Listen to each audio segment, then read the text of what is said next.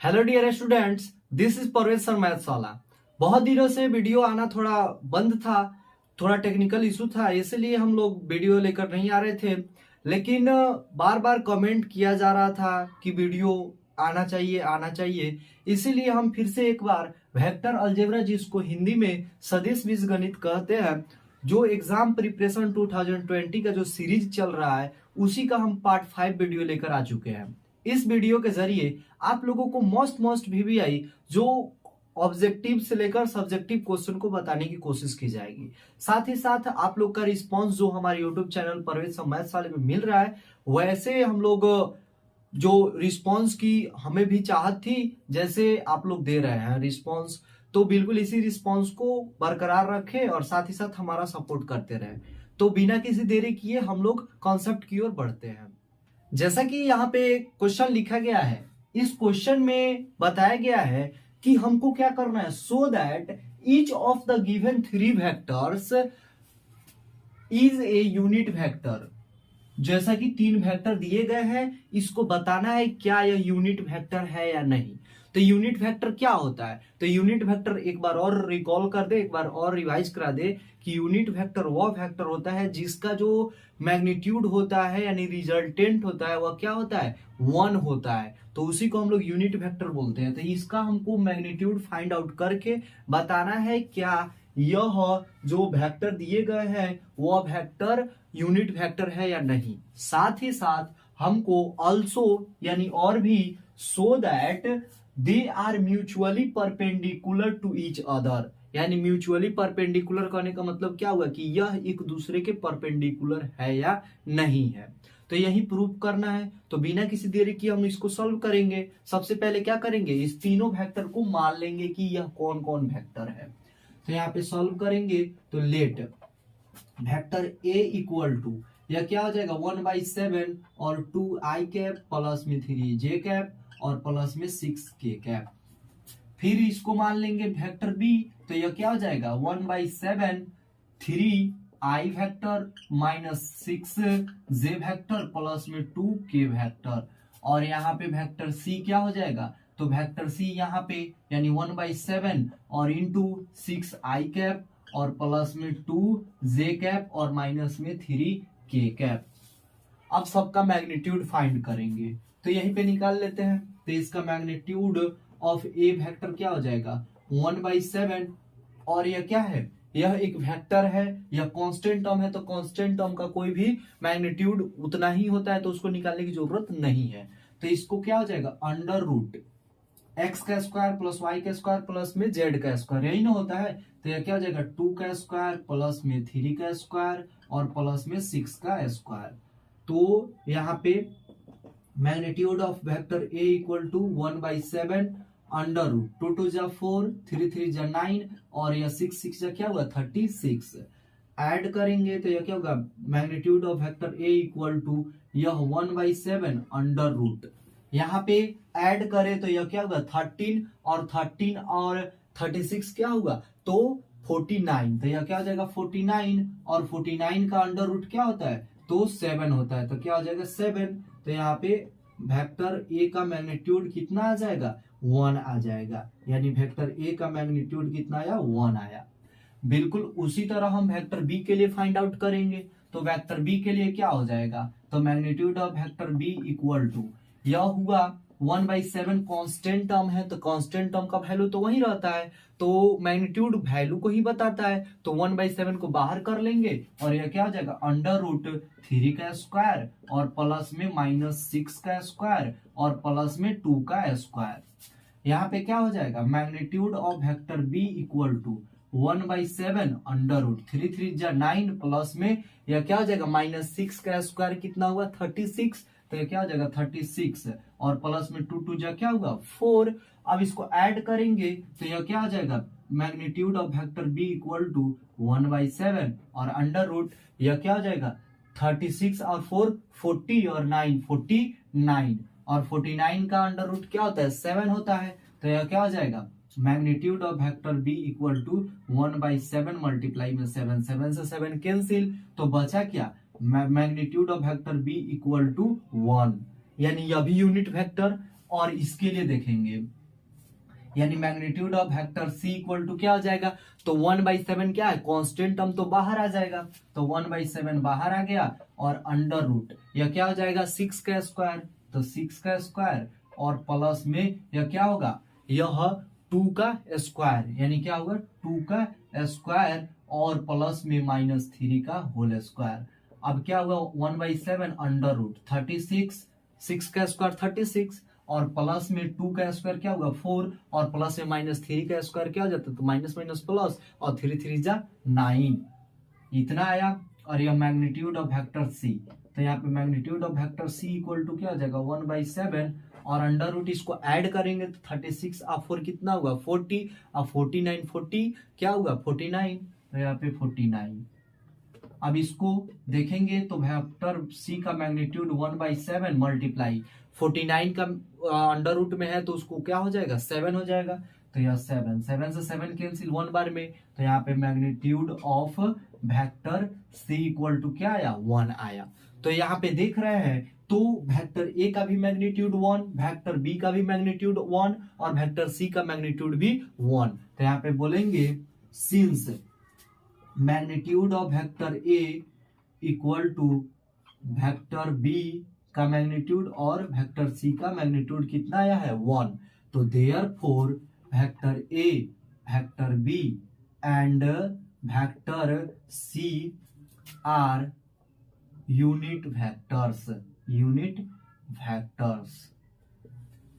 अब इस सॉल्यूशन को देखकर आप खुश मत होइए कि यह इसका आंसर इतना ही होगा, नहीं, यह 5 मार्क्स में आएगा और इसमें 2 क्वेश्चन को इंक्लूड किया गया है। इसमें तो पहला क्या बोल दिया गया है कि आपको यूनिट वेक्टर प्रूफ करना है, तो आराम से हम यूनिट वेक्टर प्रूफ कर सकते हैं मैग्नीट्यूड फाइंड करके, बट आगे क्या करनी है, तो आगे हमको बताना है कि अगर ए बी देखा जाए, चाहे बी सी देखा जाए, चाहे सी ए देखा जाए, क्या यह एक दूसरे के परपेंडिकुलर है भी या नहीं है। तो उस कॉन्सेप्ट को समझने से पहले इसका आप स्क्रीनशॉट ले ले, फिर उस कॉन्सेप्ट को हम बता रहे हैं।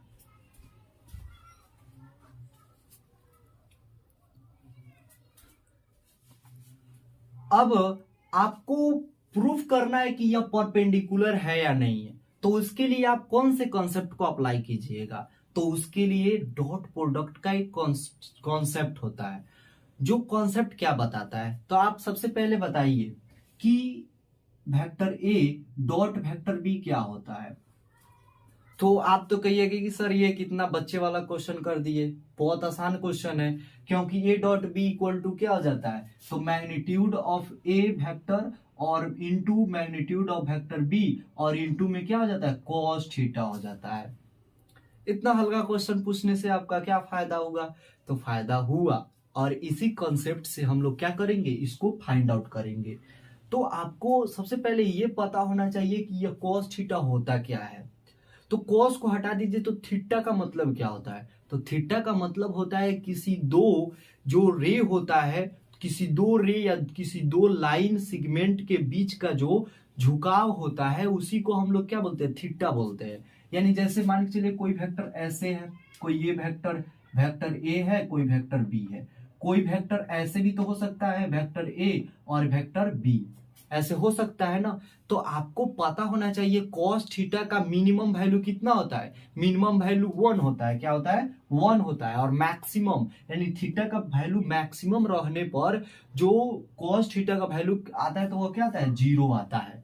तो कॉस का जो वैल्यू है वो 1 कब आता है, जब थीटा क्या होता है 0 डिग्री होता है, थीटा क्या होता है 0 डिग्री, यानी एक दूसरे पे क्या होगा ओवरलैप होता है, तब जो थीटा का वैल्यू होता है वो क्या होता है 0 होने की वजह से कॉस थीटा का वैल्यू 1 आता है, यानी मैक्सिमम आता है। और 0 कब आता है, तो 0 कब आता है जब दो वेक्टर चाहे दो जो लाइन है रे, वो दो रे एक दूसरे पे परपेंडिकुलर रहते हैं, यानी 90 डिग्री का एंगल बनाते हैं, तो cos थीटा का वैल्यू कितना आता है 0 आता है, क्या आता है 0। और यही तो प्रूफ करनी है कि हमको अगर cos थीटा का वैल्यू 0 रख दे तो इसमें क्या होगा पूरा यह कैंसिल हो जाएगा, तो इसी को हमको प्रूफ करना है। यानी हमको ए वेक्टर और बी वेक्टर का डॉट प्रोडक्ट करने के बाद, ए डॉट बी वेक्टर करने के बाद अगर इसका वैल्यू 0 आता है तो हम क्या समझेंगे कि इसका वैल्यू 0 आने का मतलब ये वाला टर्म 0, तो किसी का तो कोई दो इस वेक्टर दिए गए हैं तो वेक्टर का तो मैग्नीट्यूड 0 हो भी सकता है, नहीं भी हो सकता है, लेकिन एंगल का वैल्यू तो 90 डिग्री हो सकता है ना।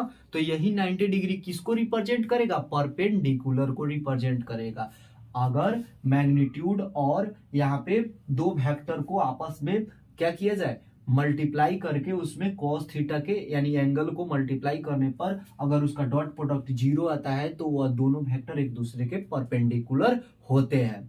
आशा करते हैं कि आप लोगों को ये कॉन्सेप्ट समझ में आया होगा। एक बार फिर रिपीट कर देते हैं कि अगर दो वेक्टर का डॉट प्रोडक्ट 0 आए तो वह दोनों वेक्टर एक दूसरे के परपेंडिकुलर होते हैं। तो हम क्या करेंगे? यहाँ पे हमको प्रूफ करना है सभी वेक्टर को आपस में कंपैरिजन करके कि क्या यह दोनों वेक्टर आपस में परपेंडिकुलर है भी या नहीं है। तो फर्स्ट ऑफ ऑल हम क्या करेंगे? वेक्टर ए परपेंडिकुलर प्रूफ करना है वेक्टर बी। तो इसके लिए वेक्टर ए यहाँ पे है और वेक्टर बी यहाँ पे है। तो यहाँ पे हम लोग लिखेंगे वेक्टर ए इक्वल टू कितना दिया है? 1/7 और यहाँ पे 2i कैप प्लस में 3j कैप और प्लस में 6k कैप। उसी तरह वेक्टर बी यहाँ पे है तो वेक्टर बी 1/7 और यहाँ पे 3i कैप माइनस में 6j कैप प्लस में 2k कैप। इसके लिए हम लोग क्या निकालेंगे? तो vector A dot vector B. तो vector A dot vector B यानी हम लोग क्या करेंगे? इन दोनों का जो क्या करेंगे हम लोग x x में और y y में और z z में, यानी यहाँ पे तो अगर देखा जाए तो 1/7 दोनों में कॉमन है तो 1/7 को लिया जाएगा बिल्कुल। और यहाँ पे क्या हो जाएगा? यह तो ब्रैकेट में x1 y1 x1 x2, तो x1 का वैल्यू कितना दिया? 2 मल्टीप्लाई में यहाँ पे x2 का वैल्यू 3 और फिर यहाँ पे प्लस में क्या हो जाएगा? 3 मल्टीप्लाई में माइनस में 6, यानी y1 y2 से और z1 z2 से, तो प्लस में फिर 6 मल्टीप्लाई में क्या होगा? 2 होगा। अब यहाँ पे इसको मल्टीप्लाई करेंगे तो 1/49 और यहाँ पे क्या आया? 3 2 जा 6 और यहाँ पे माइनस में क्या आ जाएगा? 18 और प्लस में यह क्या होगा? 6 2 जा 12 में 6 ऐड होगा तो 18, तो यह क्या हो जाएगा? 1/49 इंटू 18 माइनस में 18 से 18 कैंसिल तो बचा क्या? 1/49 मल्टीप्लाई में 0। इसका मतलब vector A dot vector B का जो वैल्यू होगा वह vector A dot vector B का जो वैल्यू क्या होगा? वह 0 होगा। क्या होगा? 0। यानी इसका वैल्यू कितना आया? 0 होगा। तो हम लोग आसानी से बोल सकते हैं कि ए जो वेक्टर है वो बी वेक्टर के परपेंडिकुलर है। तो यहाँ पे लिख देंगे therefore vector A perpendicular vector B. और यही क्या करना था? प्रूफ करना था। बट यहीं तक नहीं रुकेगा, अब क्या करना है? वेक्टर बी को वेक्टर सी के परपेंडिकुलर प्रूफ करना है। तो इसके लिए हम लोग क्या करेंगे? तो फिर उसी तरह vector B dot vector C निकालेंगे। Vector B dot vector C तो क्या हो जाएगा? तो इसमें भी 1/7 को मल्टीप्लाई करना पड़ेगा। तो 1/7 मल्टीप्लाई में 1/7 और यहाँ पे x1 यहाँ पे x2, तो यह क्या हो जाएगा? 3 मल्टीप्लाई में यहाँ पे 6 और फिर माइनस हो जाएगा 6 मल्टीप्लाई यहाँ पे प्लस में 2 और फिर प्लस में 2 मल्टीप्लाई में -3। यहाँ पे 1/49 इंटू यहाँ पे क्या होगा? 18 माइनस में यह क्या हो जाएगा? 12 और यहाँ पे भी माइनस में क्या हो जाएगा? 6। तो माइनस माइनस आपस में ऐड हो जाएगा तो यहाँ पे क्या बचेगा? 1/49 इंटू 18 माइनस में 18 से 18 कैंसिल 1/49 इंटू 0, यानी इसका वैल्यू कितना आया? 0। यानी vector B dot vector C equal to 0। तो देयरफॉर वेक्टर बी होगा एक दूसरे के परपेंडिकुलर होगा। फिर अब इसके बाद vector C dot vector A find करेंगे, ये वाला। तो हम क्या करेंगे? लिखेंगे vector C dot vector A. तो यहाँ पे भी 1/7 है और यहाँ पे भी 1/7 आपस में मल्टीप्लाई हो जाएगा। तो यह क्या हो जाएगा? 1/7 मल्टीप्लाई 1/7 x1 और x2, तो यह क्या होगा? 6 मल्टीप्लाई में 2 तो 6 मल्टीप्लाई 2 प्लस यहाँ पे 2 है और यहाँ पे 3 है, तो यह क्या हो जाएगा 2 मल्टीप्लाई 3, और यहाँ पे माइनस में 3 और यहाँ पे प्लस में 6 है, तो यह क्या हो जाएगा 6। यहाँ पे 1/49 और इंटू में क्या होगा 12 प्लस में 2 3 जा 6 और माइनस में 18। अब यहाँ पे 1/49 इंटू और यह क्या होगा 18 माइनस में 18 से 18 कैंसिल हो गया, बचा क्या 0, और 0 में किसी भी नंबर से मल्टीप्लाई करते हैं तो 0, तो vector C dot vector A आ रहा है 0, तो देयरफॉर वेक्टर सी परपेंडिकुलर हो जाएगा वेक्टर ए के। अब देखिए यहाँ पे ए जो वेक्टर है वो बी के परपेंडिकुलर, बी सी के और सी ए के, तो हम लोग बोल सकते हैं ना कि vector A perpendicular vector B और परपेंडिकुलर वेक्टर सी, और यही हमारा क्या हो जाएगा प्रूफ करना था, वही आंसर हुआ। और ये जो क्वेश्चन है वो इसी टाइप पे जो क्वेश्चन आएगा वो 5 नंबर में एग्जाम में पूछेगा, तो आप इसको नोट डाउन कर लें।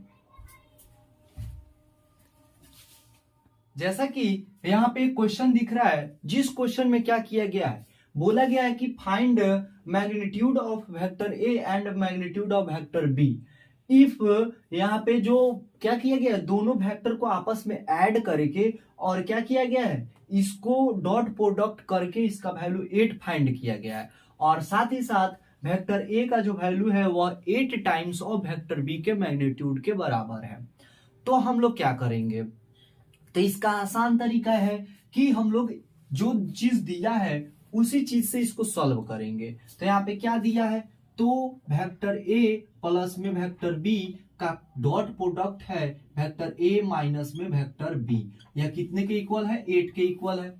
अब क्या करेंगे हम लोग इसको डॉट प्रोडक्ट करेंगे, तो डॉट प्रोडक्ट आखिर होता क्या है, तो डॉट प्रोडक्ट विदाउट डायरेक्शन का होता है, तो इसको हम लोग क्या करेंगे प्रोडक्ट करेंगे, तो यह क्या हो जाएगा वेक्टर ए से वेक्टर ए में डॉट प्रोडक्ट करेंगे, तो यह क्या होता है यह मैग्नीट्यूड में कन्वर्ट हो जाता है, किस में कन्वर्ट हो जाता है मैग्नीट्यूड में, तो यह क्या हो जाएगा magnitude of vector A into magnitude of vector A, और यहाँ पे प्लस माइनस क्या जाएगा minus magnitude of vector A dot magnitude of vector B. अब बी से डॉट प्रोडक्ट करेंगे तो यह क्या हो जाएगा यहाँ पे प्लस वेक्टर बी का मैग्नीट्यूड इंटू वेक्टर ए का मैग्नीट्यूड, और यहाँ पे प्लस माइनस क्या हो जाएगा माइनस, और यहाँ पे वेक्टर बी का मैग्नीट्यूड इंटू वेक्टर बी का मैग्नीट्यूड इक्वल टू क्या हो जाता है 8 हो जाता है। अब यहाँ पे हम लोग कैसे मल्टीप्लाई करें, तो एक चीज बता दे कि जो डॉट प्रोडक्ट करते हैं तो डॉट प्रोडक्ट मल्टीप्लाई के जैसा ही होता है, यानी जब दो सेम मल्टीप्लाई करेंगे किसी दो मैग्नीट्यूड को तो वह क्या हो जाता है स्क्वायर में कन्वर्ट हो जाता है। साथ ही साथ यह कम्यूटेटिव लॉ को भी पालन करता है, यानी कम्यूटेटिव लॉ कहने का मतलब जैसे हम लोग 2 मल्टीप्लाई में 3 करते हैं तो यह 6 आता है, जैसे उसी तरह 3 मल्टीप्लाई में 2 करते हैं तो यह क्या आता है 6 आता है। तो बिल्कुल उसी तरह हम लोग क्या करेंगे इसको भी चेंज करेंगे, तो जब इसको चेंज करेंगे तो यह क्या हो जाएगा वेक्टर ए के मैग्नीट्यूड का होल स्क्वायर माइनस में यह क्या हो जाएगा वेक्टर ए का मैग्नीट्यूड इंटू वेक्टर बी के मैग्नीट्यूड और प्लस में वेक्टर ए का मैग्नीट्यूड इंटू वेक्टर बी का मैग्नीट्यूड। चेंज कर दिए इसको, यानी ए इंटू बी या बी इंटू ए। अब यहाँ पे माइनस में क्या हो जाएगा वेक्टर बी का मैग्नीट्यूड का होल स्क्वायर, यह दोनों आपस में कैंसिल हो जाएगा, और यहाँ पे वेक्टर ए के मैग्नीट्यूड के इक्वल क्या है 8 टाइम्स ऑफ वेक्टर बी का मैग्नीट्यूड। तो यहाँ पे क्या करेंगे 8 टाइम्स ऑफ वेक्टर बी के मैग्नीट्यूड का होल स्क्वायर हो जाएगा, और माइनस में क्या आया वेक्टर बी का होल स्क्वायर मैग्नीट्यूड, और यहाँ पे 8, और यहाँ पे क्या आया 64 टाइम्स ऑफ वेक्टर बी के मैग्नीट्यूड का होल स्क्वायर और माइनस वेक्टर बी के होल स्क्वायर, और यहाँ पे 8 इसको लेस करेंगे तो क्या आया 63 मल्टीप्लाई में वेक्टर बी का होल स्क्वायर इक्वल टू 8। 63 को इधर डिवाइड करेंगे तो क्या आया वेक्टर बी के मैग्नीट्यूड का होल स्क्वायर बाई यहाँ पे 63, और यहाँ पे वेक्टर बी का अगर स्क्वायर इधर भेजे तो रूट में जाएगा, तो अंडर रूट क्या हुआ 8/63। अगर इसको तोड़ना चाहे तो यह क्या हो जाएगा अंडर रूट जो 8 है वह अंडर रूट 8 किसके इक्वल हो जाता है 2√2 के, और डिवाइड बाई 63 किसका हो जाता है, तो 9 मल्टीप्लाई में हम 7 लिख सकते हैं 63 को, तो 9 का अंडर रूट क्या हो जाता है 3, यानी 3 अंडर रूट 7, यानी वेक्टर बी का मैग्नीट्यूड तो फाइंड हो गया। अब इसी से हम लोग क्या करेंगे, वेक्टर ए का मैग्नीट्यूड फाइंड आउट करेंगे। तो जैसा कि यहाँ पे क्वेश्चन में दिया गया है कि सिंस वेक्टर ए का जो मैग्नीट्यूड होता है वह 8 टाइम्स ऑफ वेक्टर बी के मैग्नीट्यूड के इक्वल होता है, तो यहाँ पे क्या हो जाएगा, वेक्टर ए का मैग्नीट्यूड 8 मल्टीप्लाई वेक्टर बी का मैग्नीट्यूड कितना है, तो 2√3 डिवाइड बाई, यहाँ पे 2√2 आया, क्या है 2√2 डिवाइड बाई 3√7। अब ये ऊपर ऊपर मल्टीप्लाई हो जाएगा, नीचे नीचे, तो यह देयरफॉर वेक्टर ए का जो मैग्नीट्यूड होगा वह 16√2 और डिवाइड बाई 3√7, और वेक्टर बी का मैग्नीट्यूड कितना आया है, तो यहाँ पे 2√2 यानी 2√2 डिवाइड बाई 3√7, और यही हमारा क्या हो जाएगा, आंसर हो जाएगा। जैसा कि यहाँ पे देख रहे हैं, इसमें 8 से मल्टीप्लाई करेंगे तो यह आएगा, तो इसी तरह इसका सॉल्यूशन हुआ। आप इसका स्क्रीनशॉट ले सकते हैं। जैसा कि यहाँ पे एक क्वेश्चन दिया गया है, जिस क्वेश्चन में क्या करना है, इवैल्यूएट द प्रोडक्ट, यहाँ पे दो वेक्टर को आपस में सब्ट्रैक्ट करके और दो वेक्टर को आपस में ऐड किया गया है, इसी को हमको क्या करना है, इसका वैल्यू फाइंड आउट करना है। तो यहाँ पर देखिए, यहाँ पे प्रोडक्ट बोला है, लेकिन असल में यह क्या है, यह डॉट प्रोडक्ट है। क्या है, डॉट प्रोडक्ट। तो डॉट प्रोडक्ट का जो रूल था उसको पिछले वाले क्वेश्चन में बताया ही है और पिछले वाले वीडियो में बताया है। तो इसको हम लोग क्या करेंगे, आपस में सॉल्व करेंगे। तो यह क्या हो जाएगा, 3 vector A minus 5 vector B, और डॉट यहाँ पे क्या हो जाएगा, 2 वेक्टर ए और प्लस में 7 वेक्टर बी। जब आपस में मल्टीप्लाई करते हैं तो वेक्टर किस में बदल जाता है, मैग्नीट्यूड में बदल जाता है। तो क्या हो जाएगा, इसको सॉल्व करेंगे तो यह क्या हो जाएगा, 3 वेक्टर ए का जो मैग्नीट्यूड होगा आपस में इसमें मल्टीप्लाई होगा, तो यह क्या हो जाएगा, 2, यहाँ पे डॉट लिख सकते हैं हम लोग, यह क्या हो जाएगा, डॉट यहाँ पे 3 वेक्टर ए, 2 वेक्टर ए, फिर यहाँ पे इससे इसमें मल्टीप्लाई करेंगे तो प्लस हो जाएगा 3 वेक्टर ए, और यहाँ पे डॉट 7 वेक्टर बी, और यहाँ पे फिर -5 से मल्टीप्लाई करेंगे तो ये क्या हो जाएगा, माइनस में 5 वेक्टर में बी का मैग्नीट्यूड इंटू, या क्या हो जाएगा, यहाँ पे मैग्नीट्यूड लिख सकते हैं। तो यहाँ पे अब क्या हो जाएगा, -5 से मल्टीप्लाई किसमें करेंगे, तो 2 वेक्टर ए में, तो यहाँ पे क्या हो जाएगा, 2 वेक्टर ए का मैग्नीट्यूड, और यहाँ पे फिर हम लोग -5 से मल्टीप्लाई करेंगे 7 वेक्टर बी, तो यहाँ पे क्या हो जाएगा, माइनस प्लस माइनस क्या हो जाएगा, माइनस, और यहाँ पे जो होगा वह क्या हो जाएगा, 5 वेक्टर बी का मैग्नीट्यूड इंटू यह क्या हो जाएगा, 7 वेक्टर बी के मैग्नीट्यूड, 7 वेक्टर बी का मैग्नीट्यूड।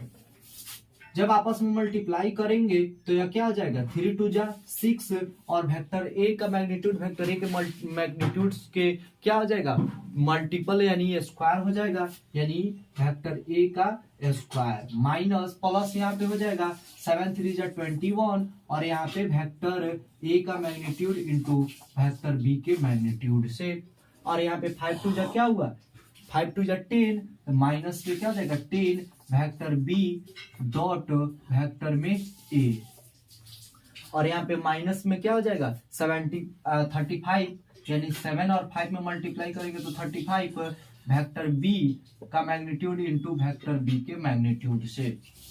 यहाँ पे क्या हो जाएगा 6 वेक्टर, इसको मल्टीप्लाई करेंगे तो इसको स्क्वायर में चेंज कर सकते हैं कि नहीं कर सकते हैं, बिल्कुल कर सकते हैं। तो यहाँ पे क्या हो जाएगा 6 टाइम्स ऑफ वेक्टर ए का होल स्क्वायर, और प्लस में 21 वेक्टर ए का मैग्नीट्यूड इंटू वेक्टर बी का मैग्नीट्यूड, और माइनस बी को ए में कन्वर्ट कर सकते हैं ना, तो यहाँ पे क्या हो जाएगा 10 या मल्टीप्लाई वेक्टर ए का मैग्नीट्यूड इंटू वेक्टर बी का मैग्नीट्यूड, और माइनस में 35 इंटू वेक्टर बी का मैग्नीट्यूड का होल स्क्वायर।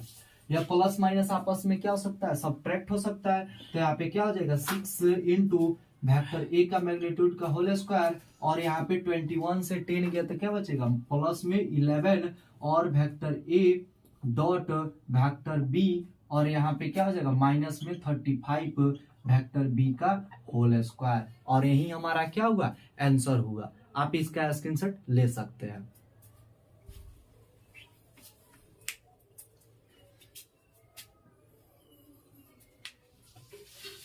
फिर से एक नए क्वेश्चन की तरफ बढ़ेंगे, जिस क्वेश्चन में क्या बोला है कि find the magnitude of two, यहाँ पे वेक्टर्स ए एंड बी, यानी दो वेक्टर का क्या करना है आपको, मैग्नीट्यूड फाइंड आउट करनी है, जहां पे हैविंग द सेम मैग्नीट्यूड, यानी उनका मैग्नीट्यूड क्या है, बराबर है, यानी यह जो मैग्नीट्यूड यानी इसका जो वैल्यू आएगा वो वैल्यू क्या है, सेम है।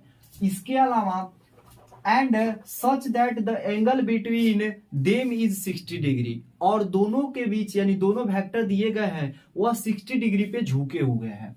And their scalar product is 1/2। अब इस जो क्वेश्चन है वह क्वेश्चन देखने में बहुत बड़ा है।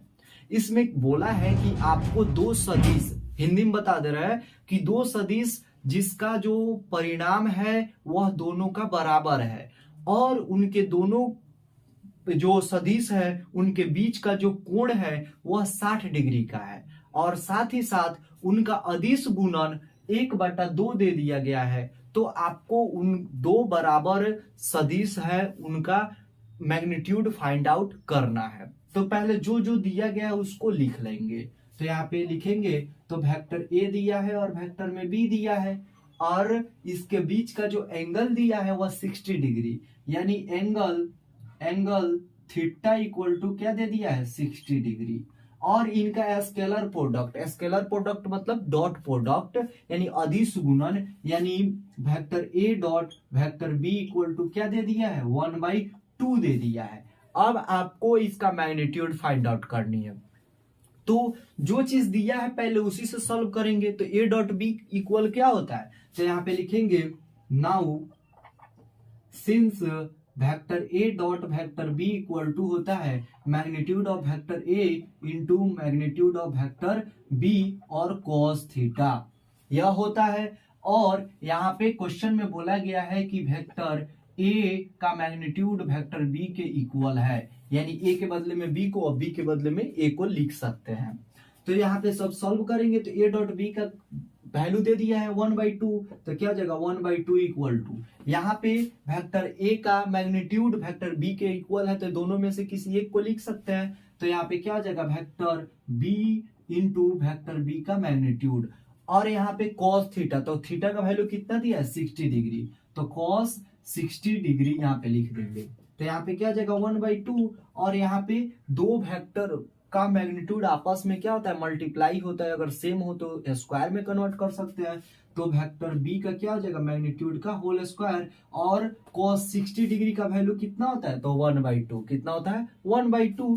तो यहाँ पे 1/2, 2 से 2 क्या हो जाएगा, कैंसिल हो जाएगा, और यहाँ पे बचा क्या, तो 1 इक्वल टू वेक्टर बी के मैग्नीट्यूड का होल स्क्वायर, स्क्वायर को इधर भेजेंगे तो √1 इक्वल टू क्या होगा, magnitude of vector A B, और यहाँ पे अंडर रूट है तो प्लस माइनस के साथ निकलता है, लेकिन अगर मैग्नीट्यूड की बात की जाए तो वह हमेशा क्या हो जाता है, पॉजिटिव होता है। तो यहाँ पे वेक्टर बी का जो मैग्नीट्यूड होगा वह किसके इक्वल होगा, वह 1 के इक्वल होगा।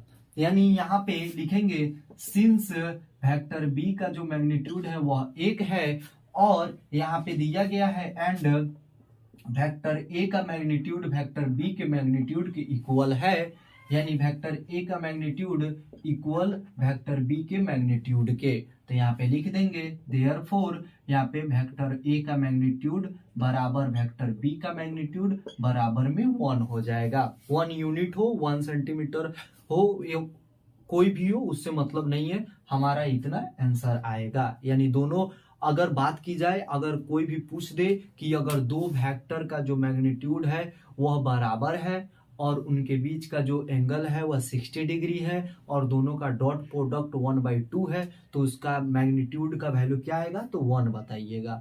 यह जो क्वेश्चन है वह 2 नंबर में इसी टाइप पे आ सकता है, तो आप इसका स्क्रीनशॉट ले सकते हैं।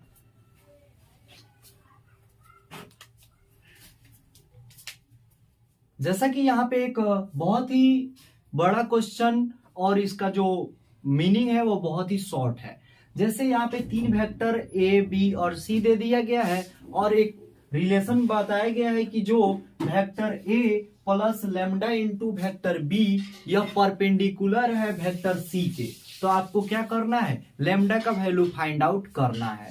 तो सबसे पहले क्या करेंगे हम लोग, यहाँ पे यह वाला यानी वेक्टर ए प्लस में लेमडा इंटू वेक्टर बी को पहले फाइंड आउट करेंगे।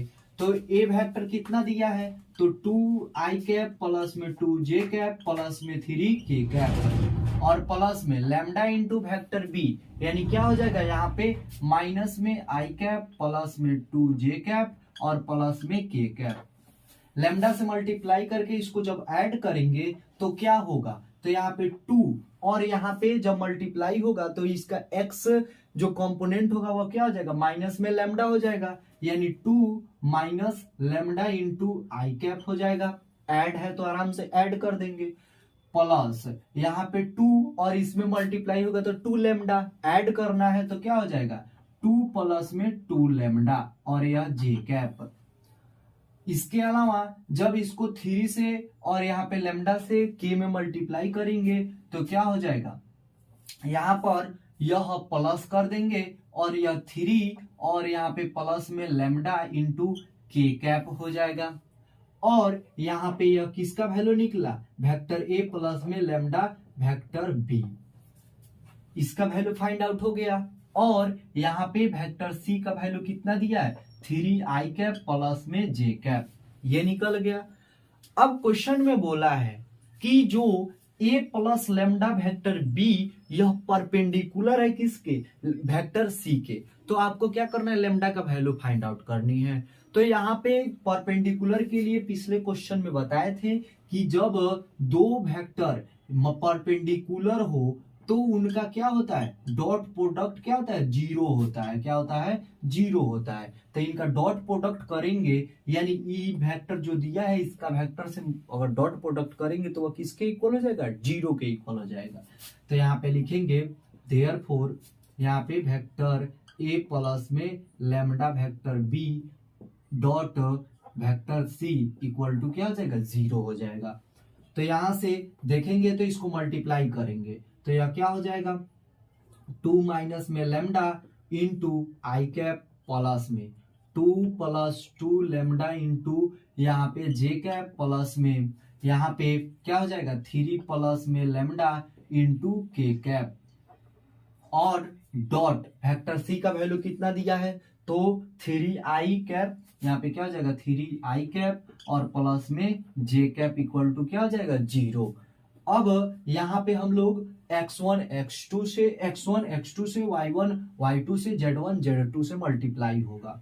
तो इसको जब मल्टीप्लाई करेंगे तो क्या हो जाएगा, यहाँ पे 2 माइनस लेमडा यह मल्टीप्लाई हो जाएगा किससे, 3 से, तो क्या हो जाएगा 3 और प्लस में यह y2 y1 कितना है, तो 2 प्लस में 2 लेमडा और इनटू में क्या हो जाएगा, यहाँ पे y2 का वैल्यू कितना दिया है 1, तो 1 से मल्टीप्लाई प्लस में यहाँ पे 3 प्लस में लेमडा और यहाँ पे z2 का वैल्यू नहीं दिया है, इसका मतलब क्या हो जाएगा जीरो और इक्वल टू क्या होगा जीरो। ये टर्म तो कैंसिल हो गया। अब इसको आपस में मल्टीप्लाई करेंगे, 3 से मल्टीप्लाई तो 6 माइनस में 3 लेमडा और प्लस में यहाँ पे क्या हो जाएगा 2 प्लस में 2 लेमडा और इसका वैल्यू जीरो, तो यह कैंसिल हो गया और यहाँ पे क्या बचा जीरो। लेमडा लेमडा से और कांस्टेंट टर्म से ऐड और सब्ट्रैक्ट हो जाएगा, तो यह क्या हो जाएगा 8 माइनस और यहाँ पे माइनस में 3 लेमडा प्लस में 2 लेमडा तो घट के क्या हो जाएगा माइनस में लेमडा इक्वल टू जीरो। तो यहाँ पे लेमडा को उधर भेजेंगे तो 8 equal to lambda, therefore lambda equal to कितना आया 8 आया। अगर 8 लेमडा का वैल्यू 8 इसमें पुट कर दे तो जब हम लोग a प्लस लेमडा इंटू यानी 8 इंटू वेक्टर b में अगर c से मल्टीप्लाई करते हैं तो उसका वैल्यू कितना आएगा, जीरो आएगा। और ये दोनों जो दोनों वेक्टर का एडिशन तीसरे के लंबवत होगा यानी परपेंडिकुलर होगा। पहले आप इसको नोट डाउन कर ले।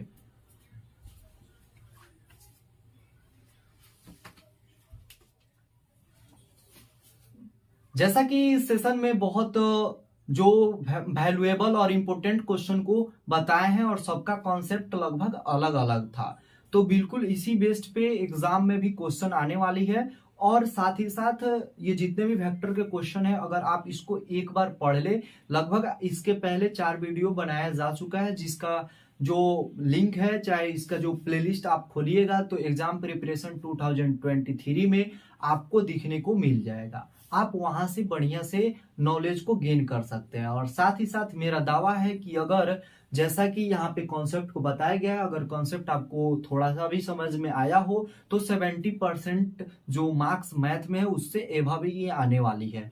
तो आप भी अगर चैनल पे नए हो तो हमारे चैनल को सब्सक्राइब कर सकते हैं, और सपोर्ट करने के लिए एक दो आदमी यानी दोस्तों के पास शेयर कर सकते हैं, और साथ ही साथ एक लाइक करके और अपना प्यारा सा जो कमेंट है, कमेंट बॉक्स में आप अपना प्यारा सा कमेंट को सेंड कर सकते हैं। वीडियो देखने के लिए आपका बहुत बहुत धन्यवाद।